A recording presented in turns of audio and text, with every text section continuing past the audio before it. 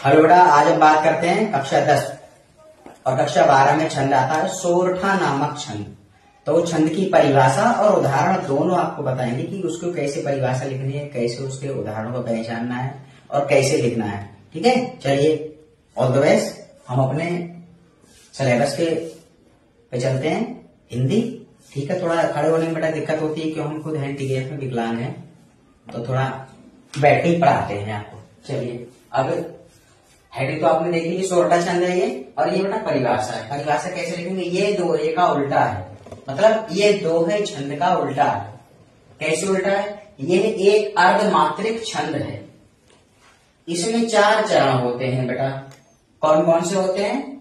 इसके पहले और तीसरे चरण में 11-11 मात्राएं होती हैं तथा दूसरे और चौथे चरण में 13-13 मात्राएं होती हैं। अब इतना तो आपकी समझ में आ गया कि इसमें 11-11 मात्राएं होती हैं और 13-13 मात्राएं होती हैं। अब हम इसको छांटेंगे कैसे, पहचानेंगे कैसे कि इसमें 11 है, 13 है, ये सोरठा का है, ये दोहा का है। ठीक है, तो हम छांटेंगे कैसे? पहले तो आपकी ये परिभाषा हो गई। परिभाषा होने के बाद यहाँ नीचे हम क्या बोलते हैं? हेडिंग डालते हैं क्या? उदाहरण। उदाहरण में हम क्या लिखते हैं? सोरठा छंद का उदाहरण। कैसे लिखेंगे? जो सुमिरत सिद्धि होए, जो सुमिरत सिद्धि होए। अब इसमें आपको पहले ही बताया है हमने कि इसके पहले और दूसरे चरण में कितनी बेटा 11 मात्राएं होती हैं। पहले पहला चरण लेते हैं, जो सुमिरत सिद्धि होए।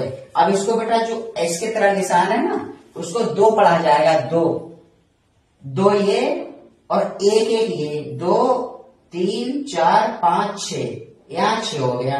अब कभी इसको भी एक पढ़ा जाएगा 6 और 1 7 और 1 8, और मैंने इसको 2 बताया तो 2 बेटा ये पढ़ा जाएगा, तो 8 और 2 10, 10 और 1 11। इसमें बेटा कितनी 11 मात्राएं आपकी हो गई। समझ गए होंगे शायद आप। 11 मात्राएं इसमें हो गई। किसमें? पहले और तीसरे चरण में। अब हम तीसरा चरण लेते हैं। तीसरा चरण कौन सा है? ये वाला है, सॉरी, ये वाला है। करहु अनुग्रह सोए। अब इसमें आप ये देखिए, मैंने यहाँ आपको 1 बताया तो इसको भी ये पढ़ा जाएगा। 1 2 3 4 5, और मैंने इसको 2 बताया था तो ये भी ऐसा ही है। तो 5 और 2 7 और 1 8 और 2 10 और 1 11 बेटा हो गई इसमें। ये आपका 11 हो गया। ये छांटने का और पहचानने का तरीका है। अब क्या लिखता है वो? दूसरे और चौथे चरण में। दूसरा चरण कौन सा है बेटा हमारा? ये गणनायक कविवर बदन। ठीक है, अब इसको गणनायक में देख लो 1 2, और इसको 2 पढ़ा जाएगा। 2 और 2 4 और 5 6 7 8 9 10, 10 11 12 और 1 13। इसमें बेटा 13 हो गई। 13 हो गई। अब वो मालूम कर रहा है कि चौथे चरण में, भाई चौथा भी चरण है। कौन सा? लास्ट वाला चौथा चरण है। बुद्धि राशि शुभ गुण सदन। बुद्धि राशि शुभ गुण सदन।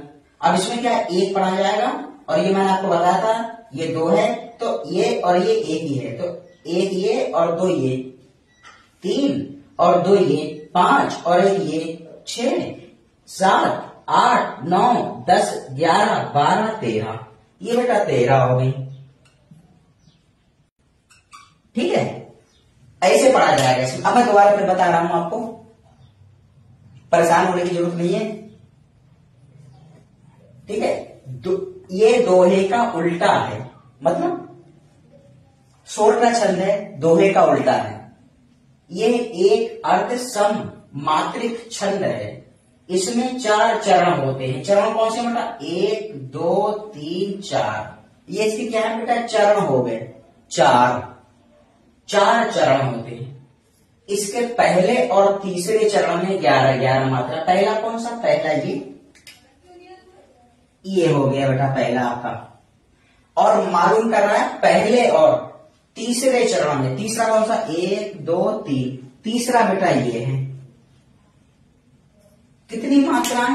11 मात्राएं। तो आप देख सकते हो पहले में भी 11 मात्राएं, ये मैंने गिन के बताया आपको, पहले में 11 मात्राएं, और क्या बोलते तीसरे चरण में, तीसरा चरण ये है, मतलब नीचे से ऊपर वाला और ऊपर से तीसरा वाला, कौन सा? तीसरा चरण है। तो तीसरे चरण में भी बेटा मैंने ये आपको बताई गिन की 11 मात्राएं जो हो गई आपकी, 11 पहले में और 11 दूसरे में। अब बचे 2 चरण, कौन कौन से बचे बेटा? दूसरे और चौथे चरण में। दूसरा कौन सा? गणनायक कलीबर, वो कलीबर वादन। अब इसमें क्या है, मैंने ये बताया इसमें 13 है, 13 हो गई, 2 और 2 4 और 2 6, 6 7 8 9 10 11 12 13 हो गई ये, मतलब तीसरे और चौथे चरण में। बेटा तीसरा ये हो गया आपका, ये हो गया दूसरा, दूसरा और चौथा ये हो गया आपका। चौथे में क्या है? बुद्धि राशि शुभ गुण साधन या सदन। तो इसमें 1 और 2 3 और 2 5 और 1 6 7 8 9 10 11 12 13, ये बेटा 13 होगी। इसमें परेशान होने वाली बात नहीं है कि नहीं छटेगा, और शायद मैंने इस भाषा में आपको बताया कि दोबारा आपको पढ़ने की या देखने की आवश्यकता नहीं पड़ेगी शायद। अब दोबारा मैं फिर समझा रहा हूं आपको, एक बार फिर जरा थोड़ा सोचिए गहराई से क्या कहना चाह रहा हूं मैं आपसे। परिभाषा लिखेंगे भाई, नीचे अंडरलाइन करना है रोज की तरह, जैसे मैं आपको बताता हूं। अंडरलाइन करना है, फिर ऐसे करके लगाना है 2 बिंदी, और ये आगे योजक चिन्ह लगा देना है, ठीक है। और क्या बोलते हैं इसको लिखना, ये है दोहे का उल्टा है। दोहे का उल्टा मतलब सोरठा भी छंद होता है, ये दोहा भी होता है। तो हम किसकी बात करते हैं? सोरठा छंद की बात करते हैं। तो ये किसका उल्टा है? दोहे का उल्टा है। क्या चीज? छंद है। ये एक अर्ध मात्रिक छंद है, इसमें 4 चरण होते हैं। पहले 1 2 3 4, ये मतलब चरण हो गए, उसके 4 चरण हो गए। चरण होते हैं इसके पहले और तीसरे चरण में। पहला चरण ये और तीसरा चरण ये। कितनी मात्रा होती है? तो 11 मात्रा होती है। तो 11 मात्रा इसमें पहले में और 11 मात्रा ये तीसरे में। ये गिनना पड़ेगी आपको, गिन के यहाँ लगाना पड़ेगा और लिखना पड़ेगा। अब बात आती है दूसरे और चौथे चरण में। दूसरा ये हो गया और चौथा ये हो गया। इसमें कितनी बेटा? 13 मात्राएं हैं। तो हम देखते हैं दूसरे, गणनायक करीगर वादन या वादन 13 हो गई इसमें, और चौथे वाले में भी 13 हो गई। तो 13 अर्ध सममात्र, क्या कि आधा सममात्रिक छंद है। कैसे है? अब ये देखते हैं, पहले वाला होए और तीसरे वाले में सोए, दोनों में तुक मिल गया, मिला नहीं मिला? अब ऐसी क्या कहते हैं? दूसरे वाले में क्या? वदन, और चौथे वाले में क्या? सदन।